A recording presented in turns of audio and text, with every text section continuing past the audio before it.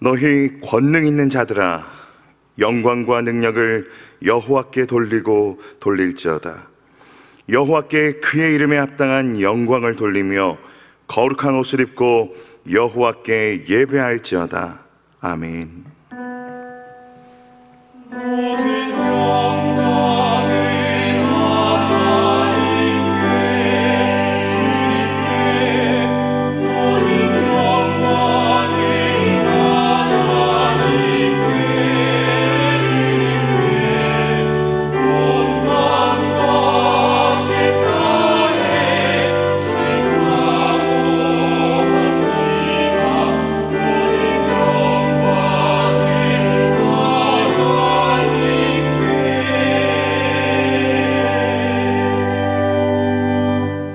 참 생명과 참 진리가 되시는 우리 아버지 하나님, 한 주간 저희들을 사랑하여 주시고 우리에게 주신 말씀으로 바르고 의로운 길로 인도하여 주신 하나님 아버지의 크신 은혜에 감사를 드립니다.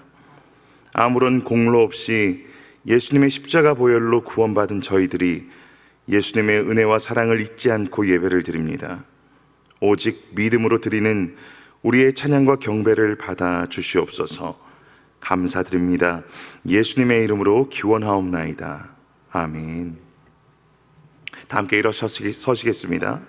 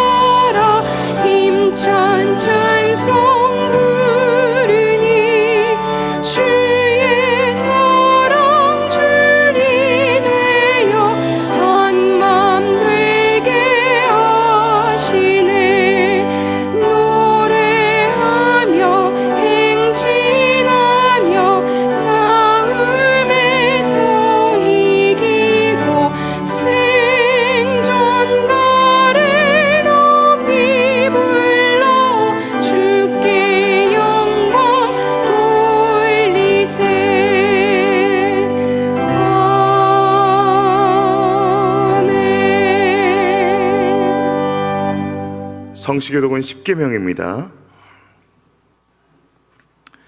하나님이 이 모든 말씀으로 말씀하여 이르시되 나는 너를 애굽 땅 종되었던 집에서 인도하여 낸 내 하나님 여호와니라. 너를 위하여 새긴 우상을 만들지 말고 또 위로 하늘에 있는 것이나 아래로 땅에 있는 것이나 땅 아래 물속에 있는 것에 어떤 형상도 만들지 말며 그것들에게 절하지 말며 그것들을 섬기지 말라. 나를 미워하는 자의 죄를 갚되 아버지로부터 아들에게로 3, 4대까지 이르게 하거니와 나를 사랑하고 내 계명을 지키는 자에게는 1000대까지 은혜를 베푸느니라.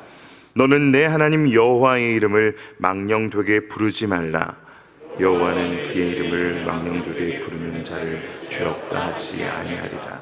안식일을 기억하여 거룩하게 지키라.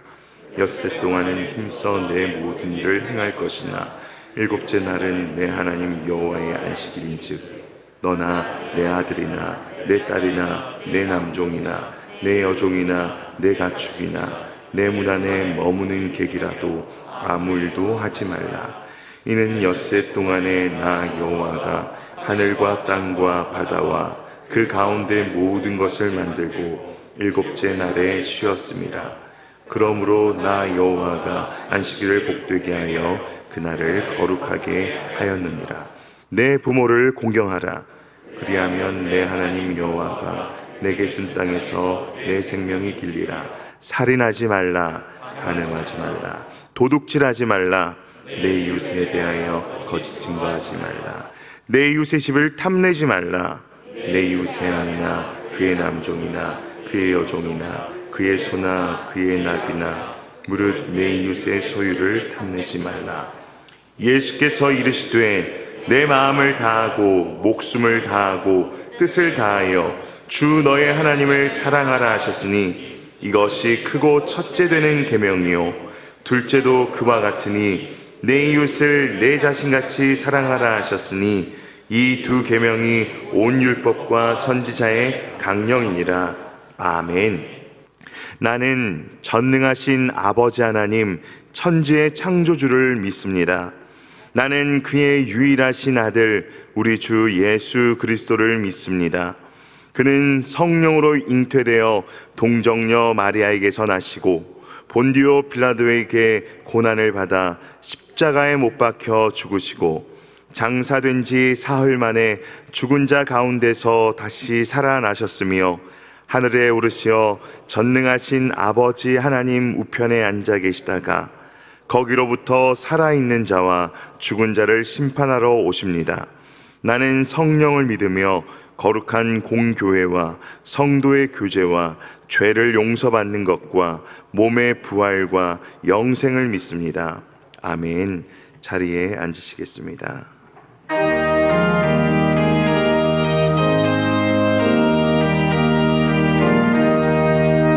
주의 말씀 듣고서 준행하는 자는 반석 위에 터닫고 집을 지음 같아. 비가 오고 물 나며 바람 부딪혀도 반석 위에 세운 집 무너지지 않네. 잘 짓고 잘 짓세 우리 집 잘 짓세. 만세 반석 위에다 우리 집 잘 짓세.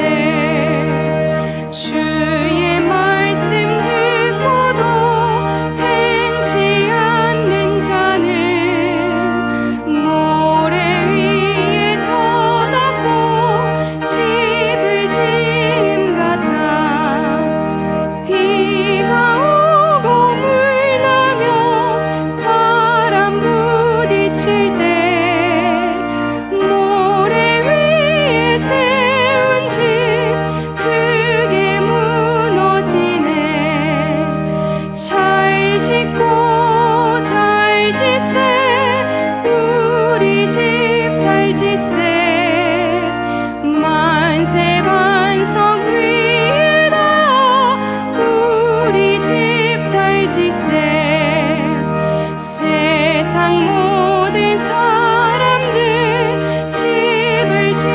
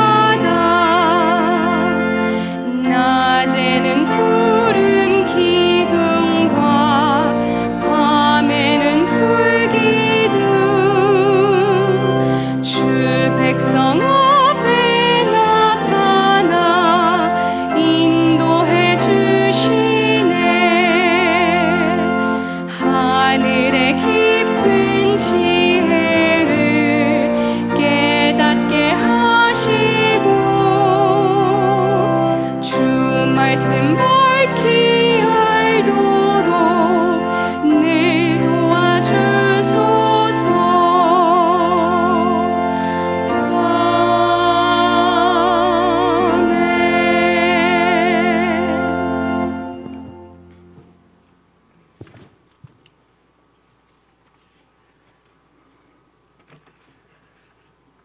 사랑의 하나님 아버지, 감사합니다.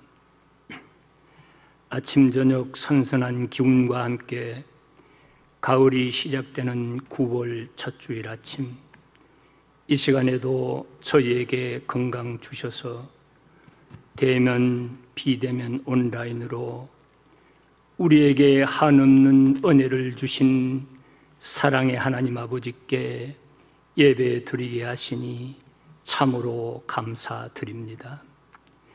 하나님 아버지, 소망이 없던 저희들을 사랑하사 예수 그리스도의 보혈의 공로로 하나님의 자녀가 되는 복을 주시고 이 험난한 세상을 이길 수 있도록 하나님께서 은혜와 능력을 날마다 공급해 주심을 감사합니다.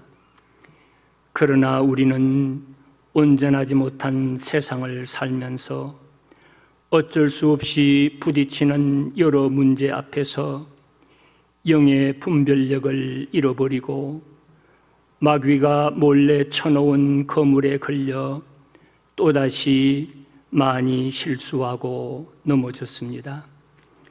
용서해 주시고 지금 이 시간 목사님을 통해서 주시는 말씀으로 다시 힘을 얻고 다시 일어설 수 있는 은혜를 주시옵소서.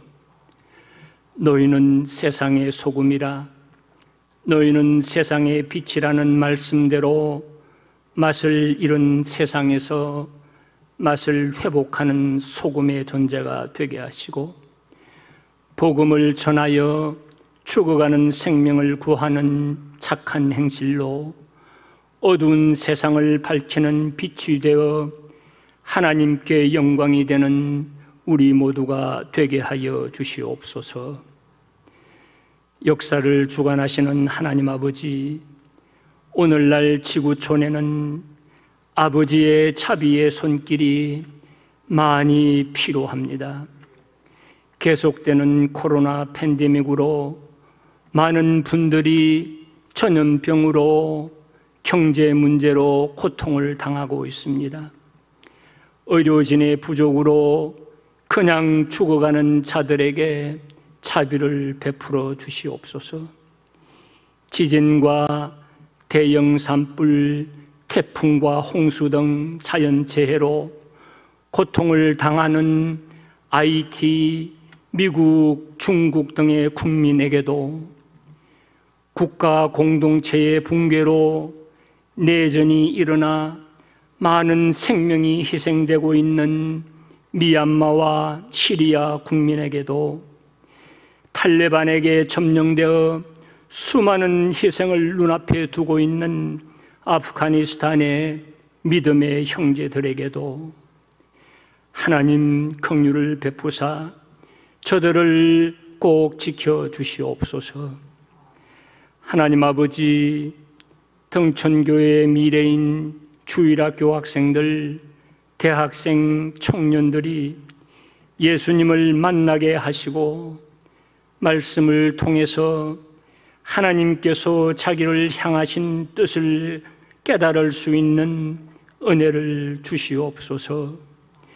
주 안에서 믿음으로 바르게 성장하여 세상에서도 존귀한 자가 되게 하시고 하나님의 선한 일에 귀하게 쓰임받는 신실한 하나님의 사람으로 자라나게 하여 주시옵소서.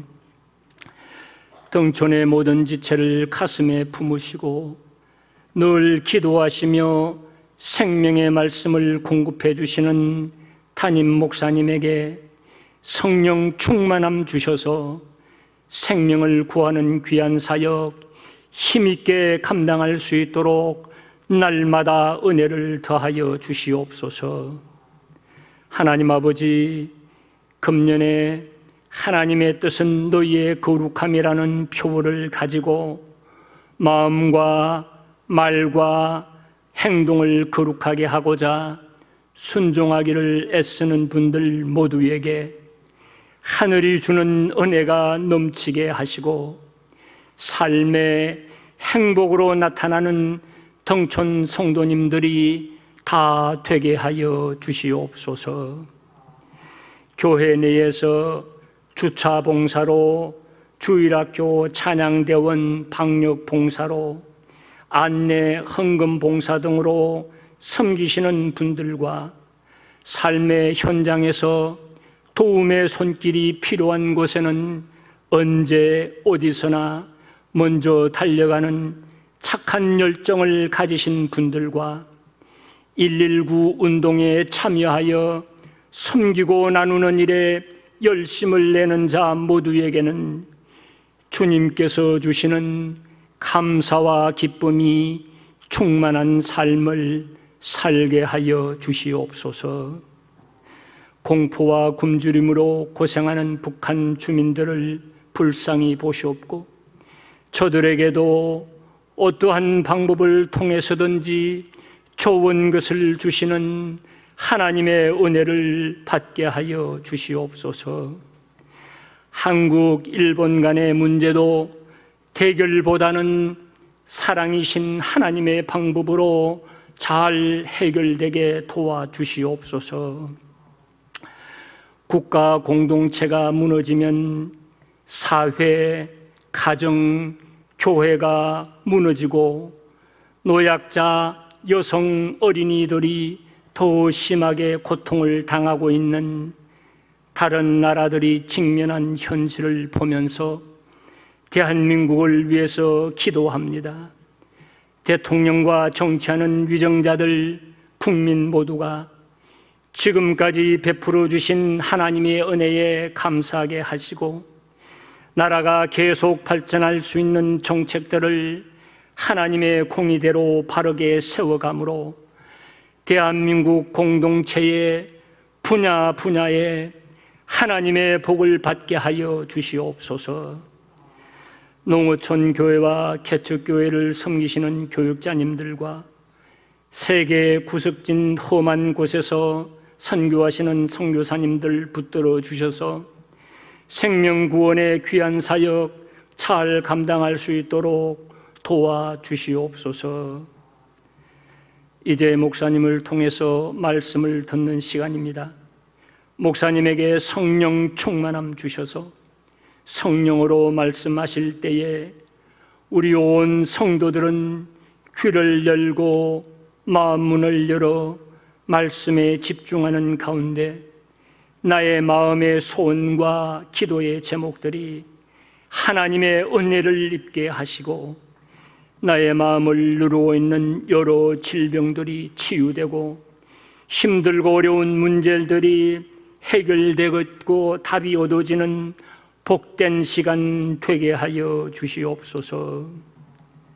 임마누엘 찬양대의 찬양을 기쁘게 받아주시고 모든 순서를 통해 하나님께 영광이 되며 믿음으로 하나님께서 주시는 평화의 복을 받는 주일 예배가 되게 하여 주시옵소서.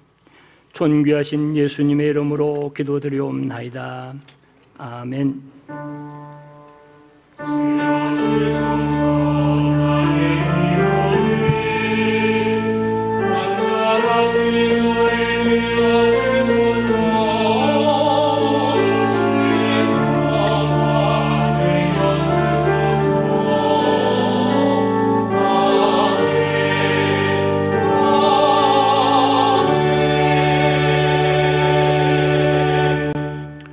하나님 말씀은 마태복음 5장 17절부터 20절까지 말씀입니다. 신약 6쪽입니다. 제가 봉독하겠습니다. 내가 율법이나 선지자를 폐하러 온 줄로 생각하지 말라. 폐하러 온 것이 아니요 완전하게 하려 함이라. 진실로 너희에게 이르노니 천지가 없어지기 전에는 율법의 1.1획도 결코 없어지지 아니하고 다 이루리라. 그러므로 누구든지 이 계명 중에 지극히 작은 것 하나라도 버리고 또 그같이 사람을 가르치는 자는 천국에서 지극히 작다 일컬음을 받을 것이요 누구든지 이를 행하며 가르치는 자는 천국에서 크다 일컬음을 받으리라. 내가 너희에게 이르노니 너희 의가 서기관과 바리새인보다 더 낫지 못하면 결코 천국에 들어가지 못하리라. 아멘.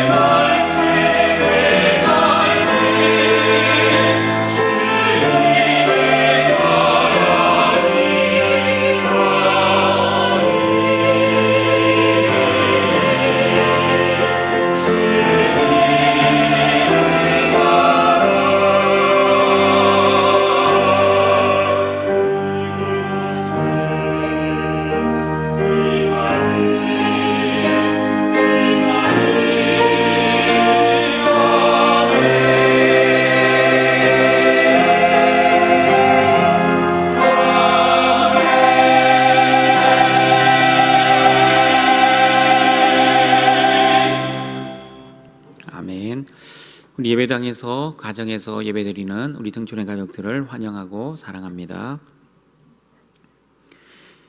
예수님이 이루신 하나님 나라는 율법을 폐하는 나라가 아닙니다.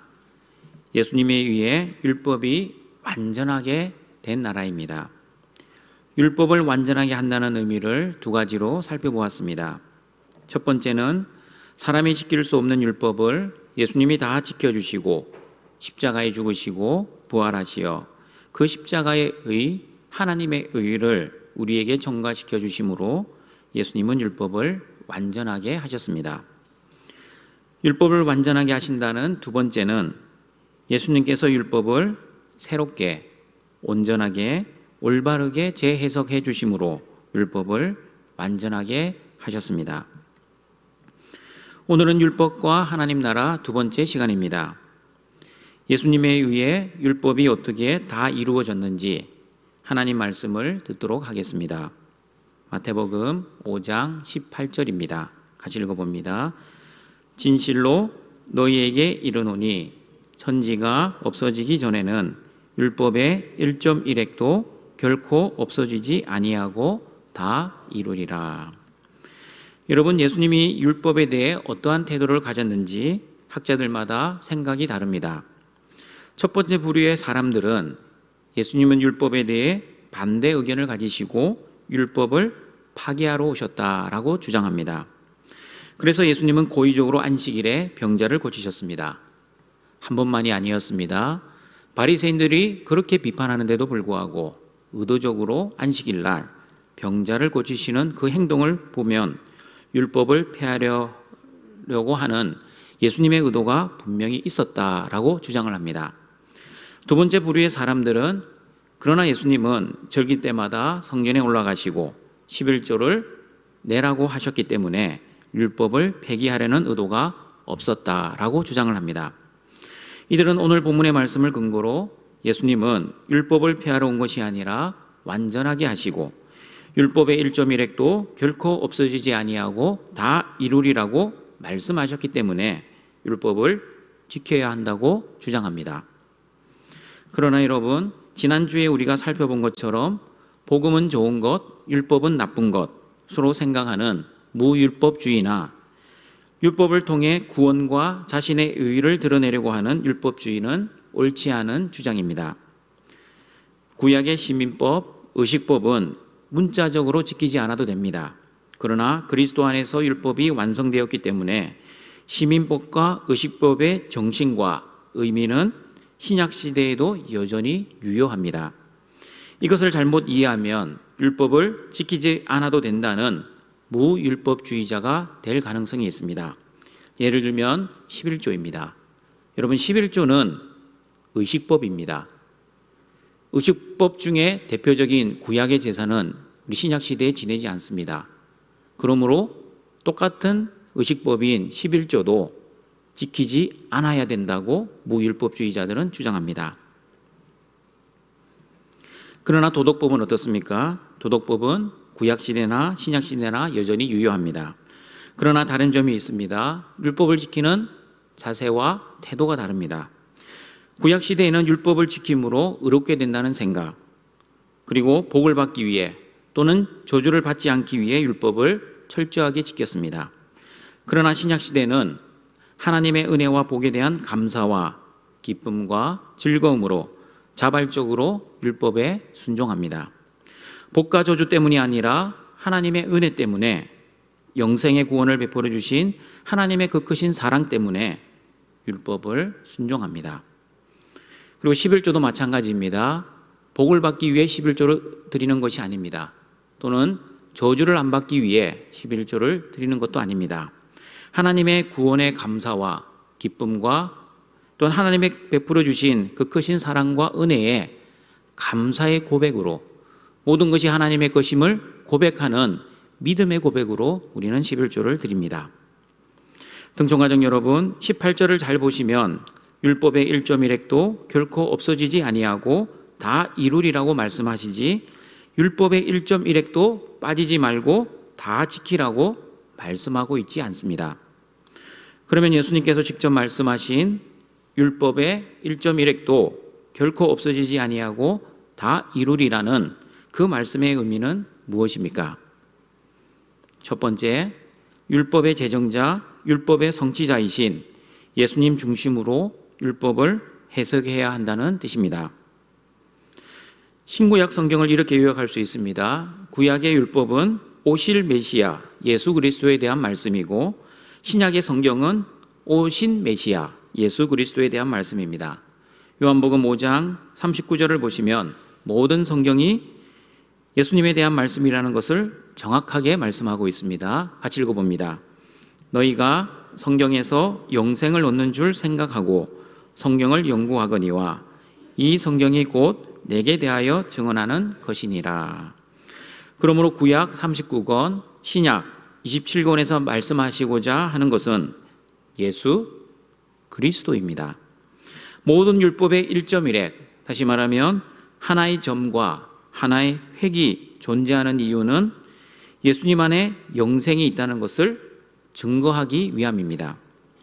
그러므로 여러분, 성경을 읽으실 때 유념해야 할 태도가 있습니다. 어떤 성경 본문을 읽어도 예수님 중심으로 읽고 예수님 중심으로 해석해야 합니다. 사람 중심으로 읽으면 성경은 도덕책, 윤리책, 그리고 위대한 인물에 대한 전기책에 불과할 것입니다. 우리가 창세기를 읽을 때 어떤 예수님을 볼 수 있습니까? 창조 이야기를 읽으면서도 창조의 빛이 바로 빛 대신 예수님, 창조주 예수님이라는 것을 볼 수 있어야 합니다.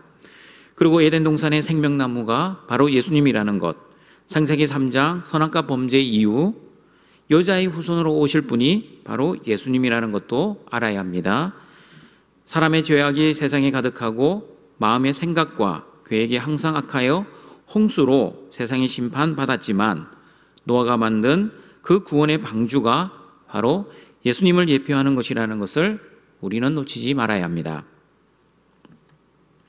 요한복음 5장 46절을 보시면 모세는 예수님에 대해 기록했다고 말씀합니다. 같이 읽어봅니다. 모세를 믿었더라면 또 나를 믿었으리니 이는 그가 내게 대하여 기록하였음이니라. 그러면 모세가 출애굽기를 기록할 때 예수님에 대해 어떻게 기록했습니까? 어린 양 대신 예수님을 통해 장자가 죽음을 당하지 않고 출애굽, 즉 구원의 은혜를 받을 것이라는 것을 기록했습니다. 홍해를 건너 가나안 땅에 들어가는 것을 예수님의 죽음과 부활을 통한 구원의 사건으로 기록했습니다. 그리고 모세는 하나님을 만나는 성막이 바로 예수님을 상징한다고 기록합니다. 성막은 하나님을 만나는 곳인데 저와 여러분은 예수님을 통해 하나님을 만날 수 있기 때문입니다. 물두멍에서 손을 씻어 성결하게 하듯이 우리를 거룩하게 해주시는 그 예수님을 보여주시고 성소 안에 있는 금 촛대는 생명의 빛이 되신 예수님을, 떡상은 생명의 떡이신 예수님을, 성소 안에 있는 향단은 우리를 위해 중보하시는 예수님의 기도 사역을 예표하는 것입니다. 그러므로 동청가족 여러분, 구약 성경을 읽으실 때 구약의 모든 내용이 예수님을 예표하고 예수님의 사역을 보여주고 있다는 것을 알고 우리는 읽어야 합니다. 그러므로 다윗과 골리앗 이야기 속에서도 예수님을 찾을 수 있어야 하고 다니엘 이야기를 통해서도 예수님을 볼 수 있어야 하고 요나의 이야기 속에서도 예수님을 보아야 합니다. 만약 구약의 말씀 속에서 예수님을 보지 못하면 구약 성경은 위대한 인물의 영웅 이야기에 불과할 것이기 때문입니다. 총리가 된 요셉의 이야기 속에서 예수님을 보지 못하면 나도 요셉처럼 총리가 되어 성공해야지. 골리앗을 물리친 다윗 이야기를 읽으면서도 나도 다윗처럼 골리앗을 이기고 왕이 되어야지. 그리고 세 번의 왕조가 바뀌어도 나라의 높은 직위를 유지했던 다니엘을 읽고 나도 다니엘처럼 하나님의 도우심으로 출세해야지 라고 적용을 하면 안 되는 것입니다. 그러므로 여러분, 우리가 어떤 성경을 읽어도 그 성경 속에서 하나님의 나라를 이루신 예수님을 발견해야 합니다. 왜냐하면 구약의 율법은 참 형상이신 예수님의 그림자일 뿐이라고 히브리서 10장 1절에서 정확하게 말씀하고 있기 때문입니다. 같이 읽어봅니다. 율법은 장차 올 좋은 일의 그림자일 뿐이요 참 형상이 아니므로 해마다 늘 드리는 같은 제사로는 나오는 자들을 언제나 온전하게 할 수 없느니라. 그러므로 구약과 신약은 예수 그리스도로 해석되어져야 합니다. 왜냐하면 성경에 기록된 목적이 예수님이 하나님의 아들 그리스도이심을 믿게 하기 위함이라고 요한복음 20장 31절에서 정확하게 말씀하고 있습니다. 같이 읽어봅니다. 오직 이것을 기록함은 너희로 예수께서 하나님의 아들 그리스도이심을 믿게 하려 함이요 또 너희로 믿고 그 이름을 힘입어 생명을 얻게 하려 함이니라. 성경의 기록 목적이 예수님이 나의 주와 그리스도가 되신다는 것을 알려주기 위함이기 때문에 여러분, 모든 성경은 예수님 중심으로 기록되었다는 것을 기억하시고 예수님 중심으로 성경을 읽고 예수님 중심으로 성경을 해석하고 예수님 중심으로 성경을 적용하는 그런 은혜가 있기를 바랍니다. 두 번째, 율법의 1.1획도 결코 없어지지 아니하고 다 이루리라는 의미는 예수님은 율법에 대해 죽으심으로 율법을 성취하셨다는 뜻입니다. 예수님은 십자가에서 죽으시면서 다 이루었다고 말씀하셨습니다. 무엇을 다 이루셨습니까? 율법의 요구를 다 이루셨습니다.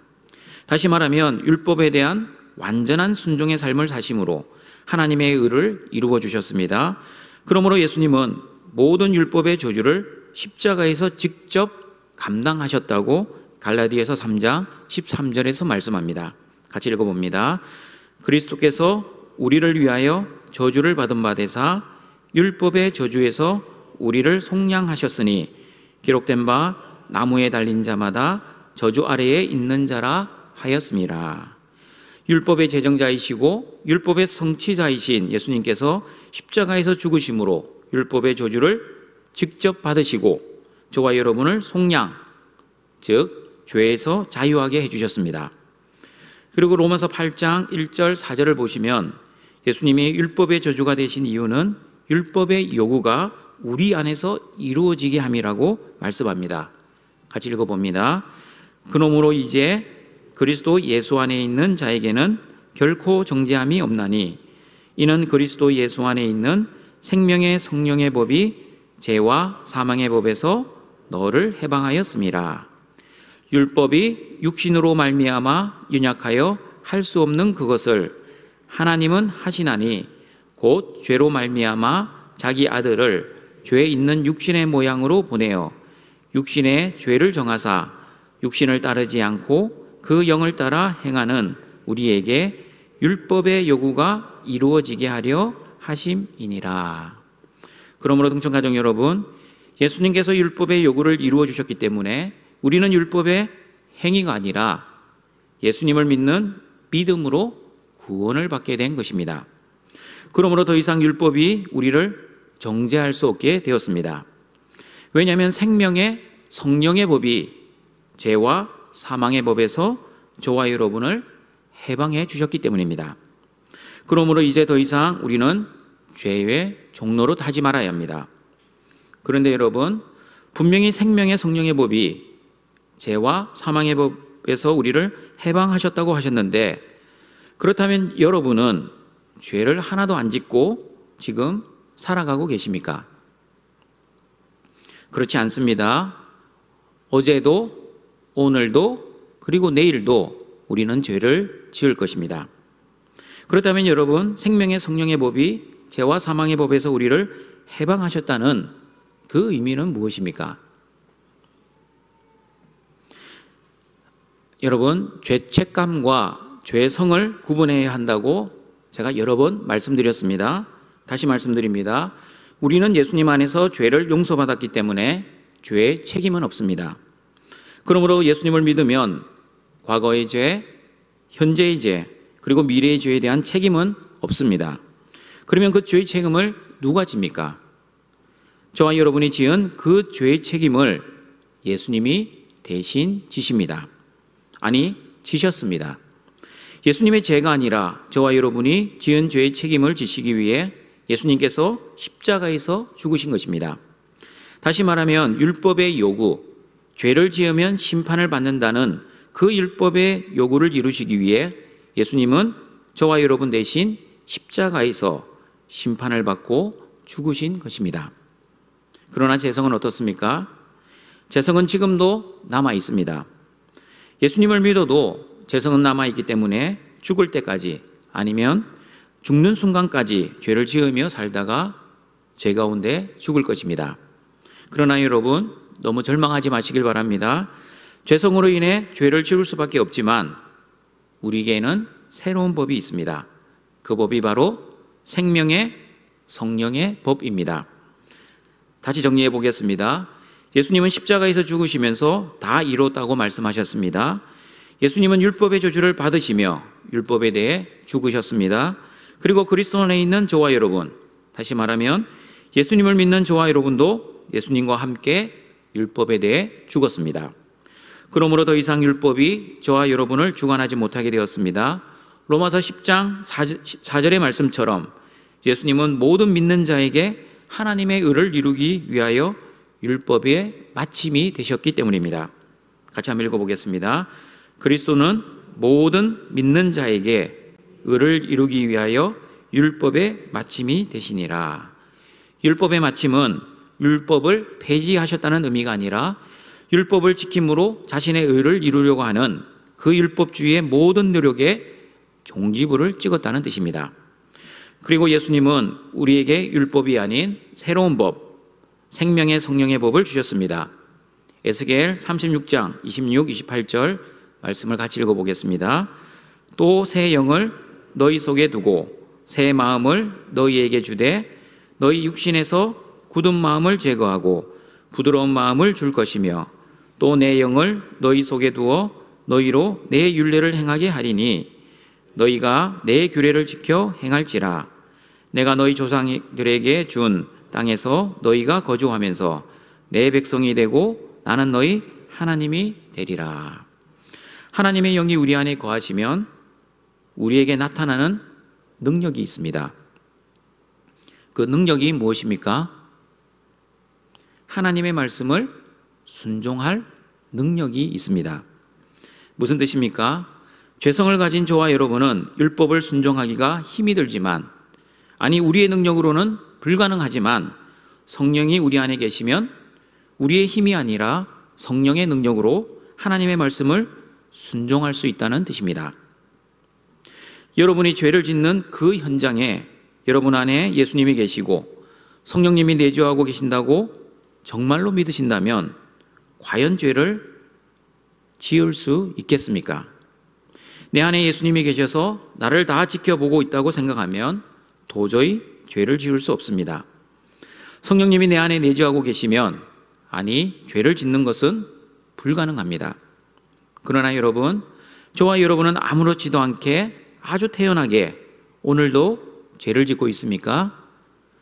그것은 바로 죄를 짓는 그 순간에 예수님이 내 안에 계신다는 것을 생각하지 못하고, 아니 성령님이 내 안에 내주하고 있다는 것을 잊어버리며 살아가기 때문입니다. 내 죄를 위해 아파하시고 내 죄를 짓지 못하도록 나를 위해 중보하시는 성령님의 기도 소리에 민감하면 저와 여러분은 죄를 지을 수가 없습니다. 아니 죄를 짓는 것은 기적에 가까울 것입니다.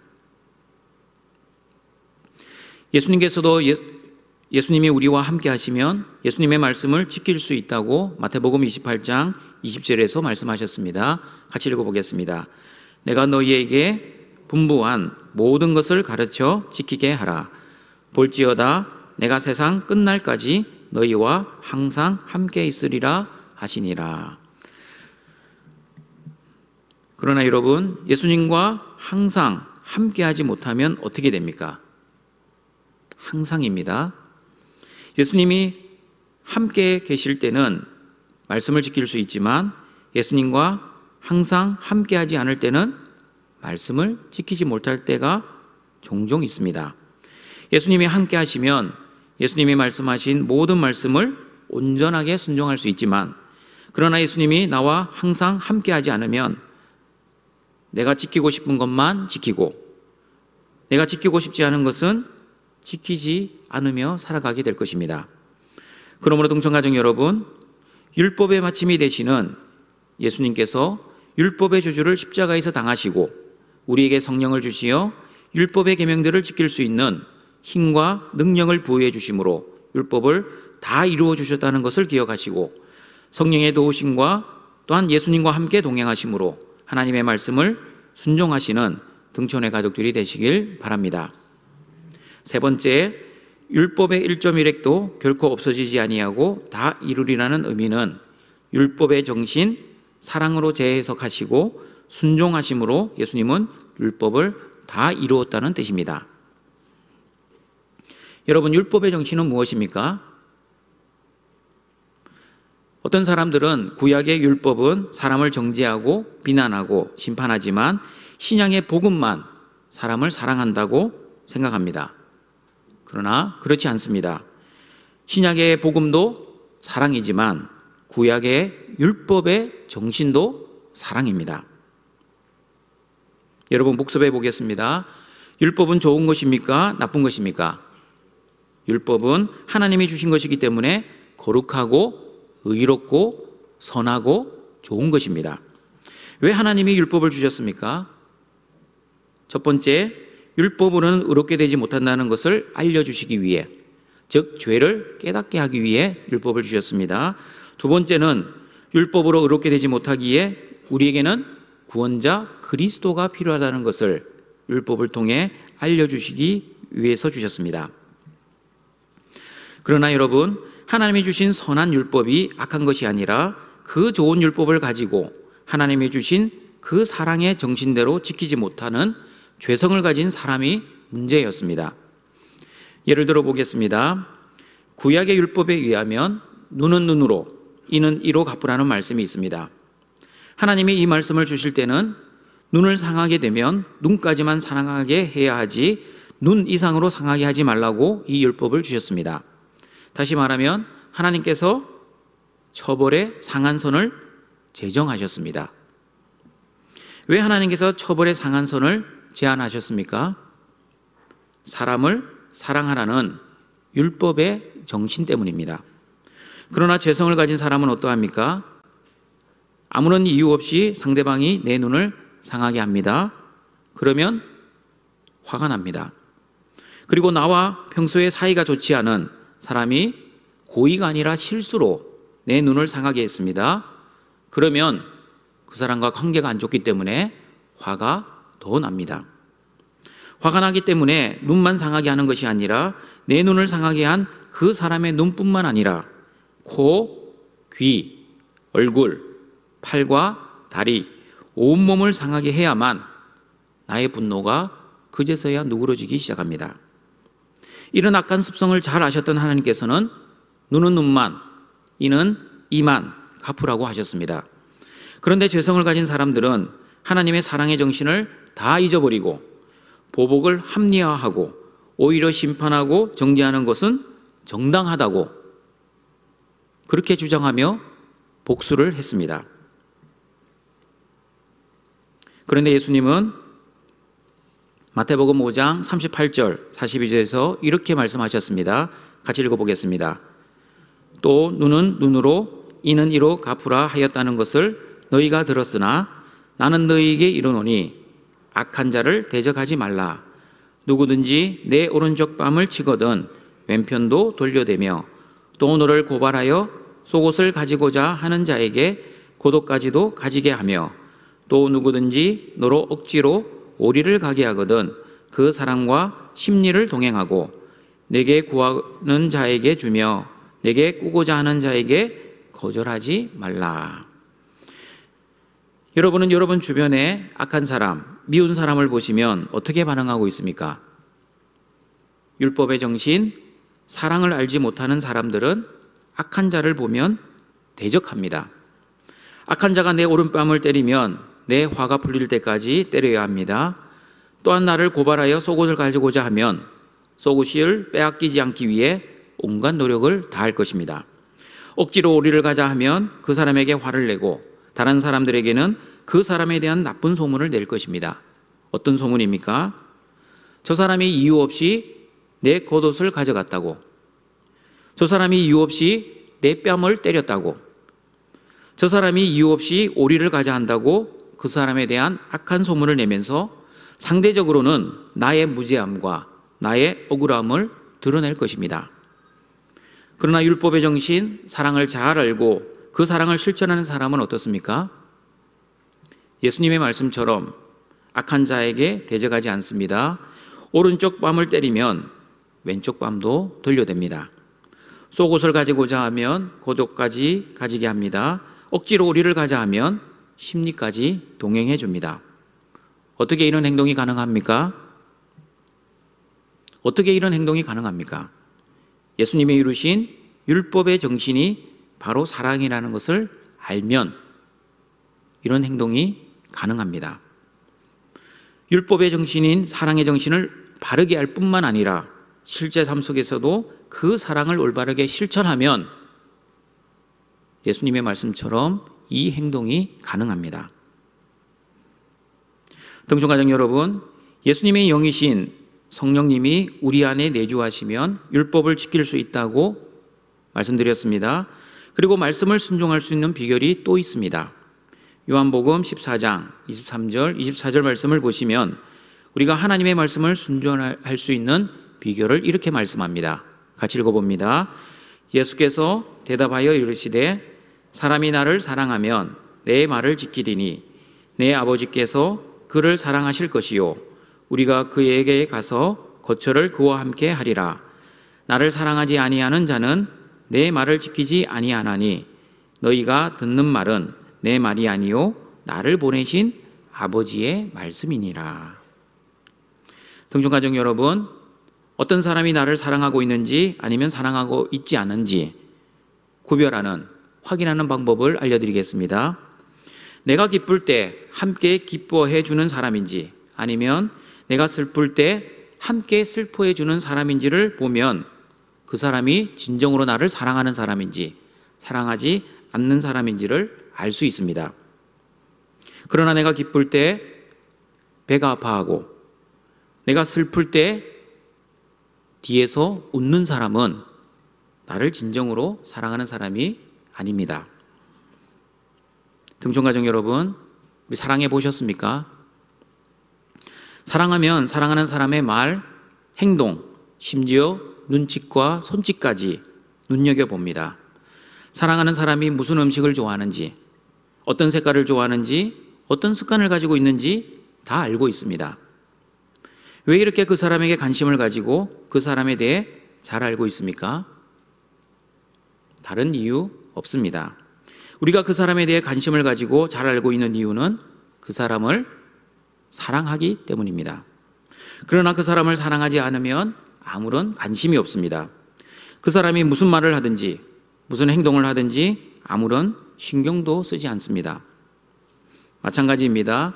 예수님을 사랑하는 사람은 예수님의 말씀을 지킬 수 있지만 예수님을 사랑하지 않는 사람은 예수님의 말씀을 지킬 수 없습니다. 그러므로 예수님의 말씀을 지키느냐 지키지 못하느냐는 예수님을 사랑하느냐 예수님을 진정으로 사랑하지 않느냐로 결정되는 것입니다. 성도가 예수님을 사랑하면 어떻게 됩니까? 예수님이 하신 말씀을 한 귀로 듣고 한 귀로 흘리지 않습니다. 사랑하는 예수님의 말씀이시기에 내 뜻과 내 생각보다 예수님의 뜻과 예수님의 말씀을 더 사랑하고 더 지키려고 노력을 합니다. 왜냐하면 예수님을 사랑하기 때문에 사랑하는 예수님의 말씀에 순종하는 것이 나의 기쁨이자 나의 즐거움입니다. 결코 무거운 짐이 아닙니다. 그러나 성도가 예수님을 사랑하지 않으면 어떻게 됩니까? 예수님을 사랑하지 않으면 예수님의 말씀이 부담이 되고 짐이 됩니다. 말씀을 순종하지 않으면 안 좋은 일이 생길 것 같아 마지못해 순종하는 척을 합니다. 그리고 자기가 순종하고 싶은 말씀은 잘 순종하지만 순종하고 싶지 않은 말씀은 지키지 않으며 말씀을 취사 선택합니다. 등촌가족 여러분, 여러분이 어렸을 때 부모님의 말씀을 다 이해하고 순종하셨습니까? 우리는 부모님의 말씀을 다 이해했기 때문에 순종한 것이 아니었습니다. 또한 부모님의 뜻을 다 알고 순종한 것도 아니었습니다. 그렇다면 여러분은 왜 부모님의 말씀에 순종하셨습니까? 그것은 바로 부모님이 나를 사랑하고 있다는 것을 확신하고 나도 부모님을 사랑하기 때문에 부모님의 말씀에 순종을 한 것이었습니다. 때로는 부모의 말이 이해가 되지 않고 납득이 되지 않고 설명이 되지 않을 때도 있었습니다. 그러나 부모님이 나를 사랑하신다는 그 믿음은 한 번도 흔들리지 않았기 때문에 부모님의 말씀에 순종을 한 것이었습니다. 마찬가지입니다. 하나님의 자녀인 저와 여러분이 하나님의 말씀에 순종을 하는 것은 하나님의 말씀을 100% 이해했기 때문이 아닙니다. 그리고 모든 하나님의 말씀이 설명이 되고 납득이 되었기 때문도 아닙니다. 저와 여러분이 하나님의 말씀을 순종하는 이유는 하나님이 여전히 나를 사랑하신다는 그 확실한 믿음이 있기 때문입니다. 어떠한 환경과 어려움 속에서도 세상 끝날까지 나와 함께 하신다는 그 약속과 죽음조차도 하나님의 사랑에서 나를 끊을 수 없다는 그 하나님의 사랑을 확신하기 때문에 하나님의 말씀을 의심하지 않고 그 하나님 말씀에 순종을 하는 것입니다. 그러므로 등촌가족 여러분, 하나님 말씀 속에는 하나님의 사랑이 있고 하나님의 사랑 속에는 하나님의 마음이 있고 하나님의 마음 속에는 율법의 정신, 하나님의 사랑이 있는 것입니다. 예수님이 어떻게 율법의 정신, 사랑을 우리에게 구체적으로 이루어 주셨습니까? 예수님의 십자가의 사랑으로 이루어 주셨습니다. 그 십자가의 사랑으로 이 땅에 하나님 나라를 이루어 주시고 저와 여러분을 하나님의 자녀 삼아 주시고 그리고 팔복을 주시고 세상의 소금과 빛으로 불러주셨습니다. 그리고 성령의 도우심으로 하나님의 사랑을 실천할 수 있는 하나님의 능력을 저와 여러분에게 주셨습니다. 성령의 능력으로 하나님의 말씀을 순종할 능력도 주셨습니다. 그러므로 저와 여러분은 하나님의 말씀처럼 이 땅에서 하나님의 사랑을 실천할 수 있고 하나님의 사랑을 전할 수 있게 되었습니다. 그러므로 성령의 도우심으로 하나님을 사랑하고 이웃을 사랑하여 하나님의 말씀을 순종하시는 우리 등촌의 가족들이 되시길 바랍니다. 말씀을 정리하도록 하겠습니다. 예수님이 이루어 주신 하나님 나라는 율법이 다 이루어지는 나라입니다. 율법의 1.1획도 결코 없어지지 아니하고 다 이루어진다는 의미는 무엇이었습니까? 첫 번째, 율법의 제정자, 율법의 성취자이신 예수님 중심으로 율법을 읽고 율법을 해석해야 합니다. 두 번째, 예수님은 율법에 대해 죽으심으로 율법의 요구를 다 이루어 주심으로 율법을 성취하셨습니다. 세 번째, 율법의 정신, 사랑으로 율법을 재해석하시고 또한 사랑으로 순종하심으로 예수님은 율법을 다 이루어 주셨습니다.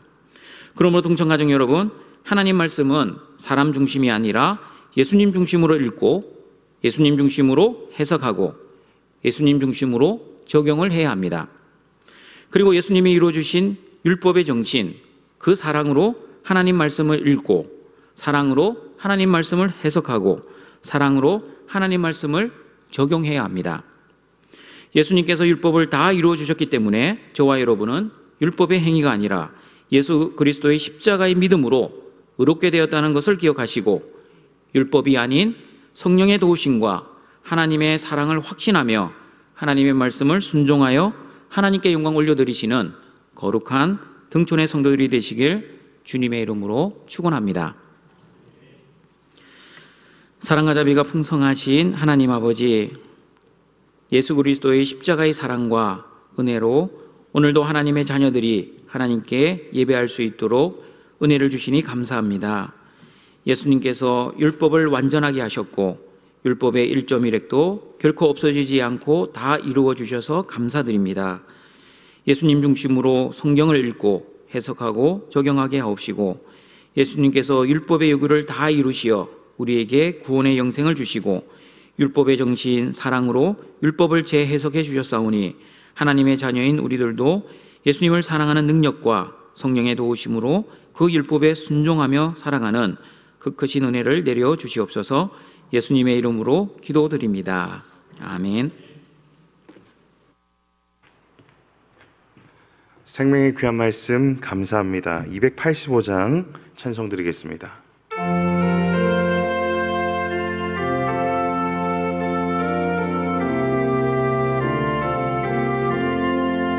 주의 말씀 받은 그날 참 기쁘고 복되도다.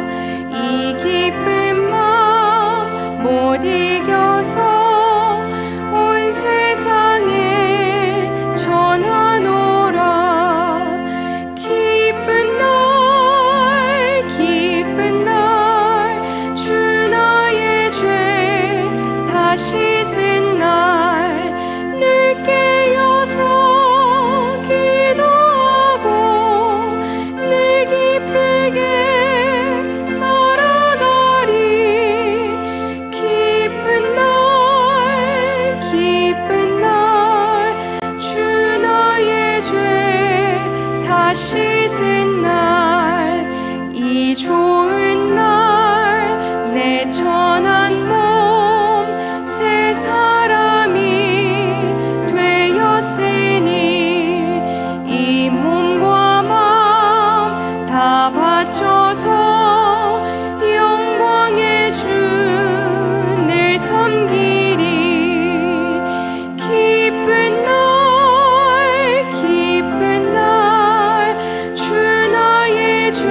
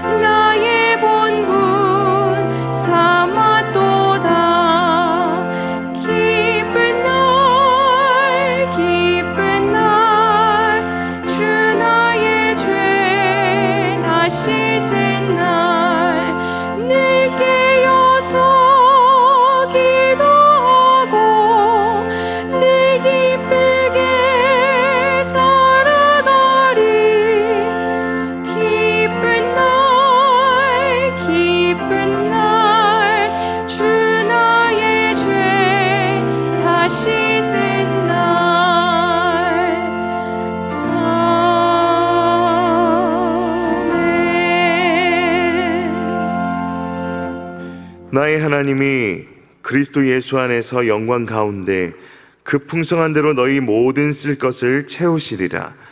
준비하신 예물을 하나님께 드리시겠습니다.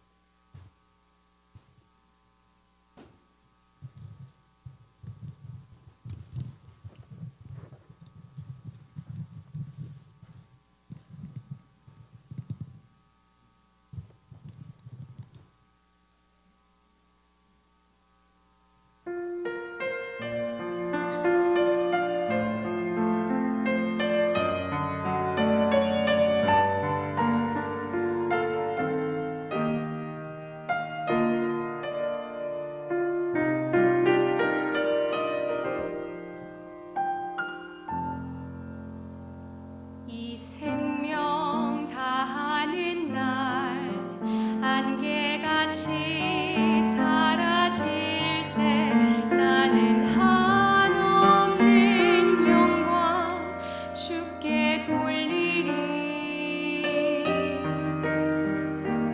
아름다운 만물을 날 위해 지으시고 새로운 날들로 날 삶 가득 채우시리.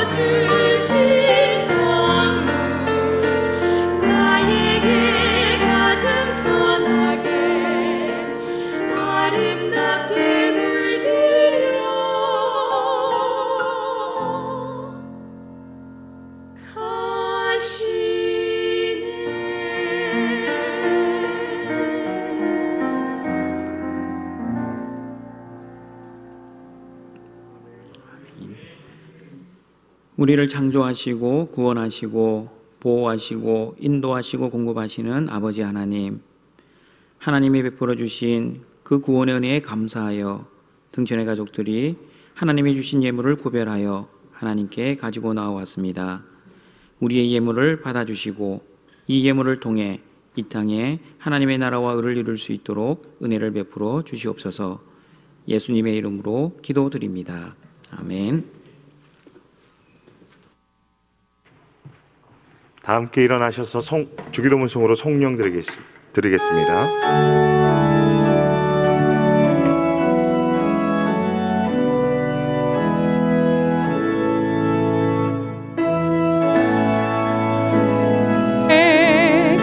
계신 아버지 이름 거룩하사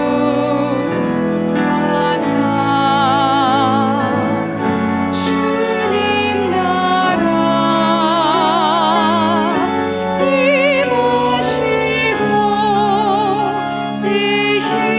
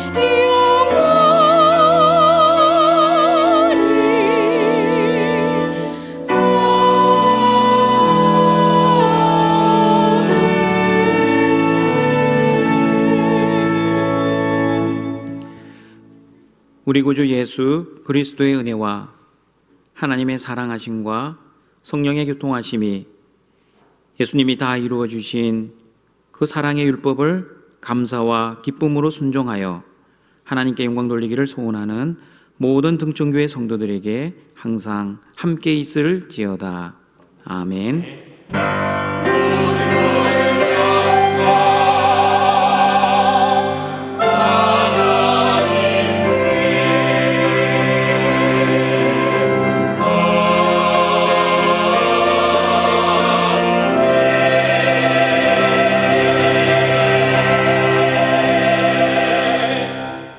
자리에 앉아주시길 바랍니다. 교회 소식 전합니다. 오늘 오후 4시 본관 3층 디사이플홀에서 유아세례 문답이 있습니다. 그리고 학습세례 입교 공부가 3부 예배 후에 있습니다. 수도권 거리두기 4단계가 10월 3일 주일까지 연장되었습니다. 그러나 각 예배실 최대 99명 이내, 정원 10% 이내에 우리 대면 예배를 지금처럼 드릴 수 있습니다. 이번 주 금요기도회는 구역이 함께하는 금요기도회로 모입니다. 그리고 계속해서 우리 교회 안전을 위해 수고해 주시는 우리 전도회 우리 수고에 감사드립니다. 서인식 전도사님, 우리 7지역 전도사님께서 9월 1일부터 11월 30일까지 병가로 휴양합니다. 그리고 다음 주일 오후 4시 본관 3층 디사이플에서 학습 문답이 있습니다. 그 다음 주일 저녁 예배 후에 재직회가 있습니다. 그리고 9월 19일 주일 저녁 예배 후에 공동의회가 있습니다. 안건은 등촌교회 규약 규정 개정안입니다. 행사 예고 주보를 참여해 주시고요. 10월 11일 우리 월요일 날 서울 서부노회 가을 노회가 우리 등촌교회당에서 있습니다. 교우 소식입니다. 2번입니다. 이예숙 A 성도님, 이창희 A 은퇴 집사님, 이보경 성도님, 인치대 성도님 우리 병원에 입원해 계십니다. 치유를 위해 기도해 주시길 바랍니다. 우리 장례 광고입니다. 지난주에 장례식이 있었습니다.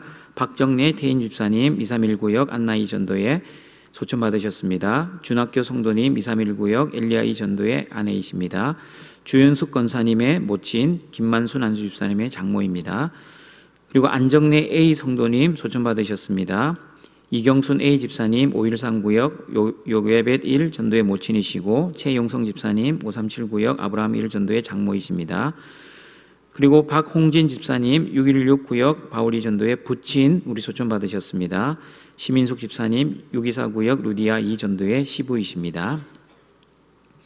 다 같이 일어나셔서 우리 성도의 교제 찬양 드리겠습니다.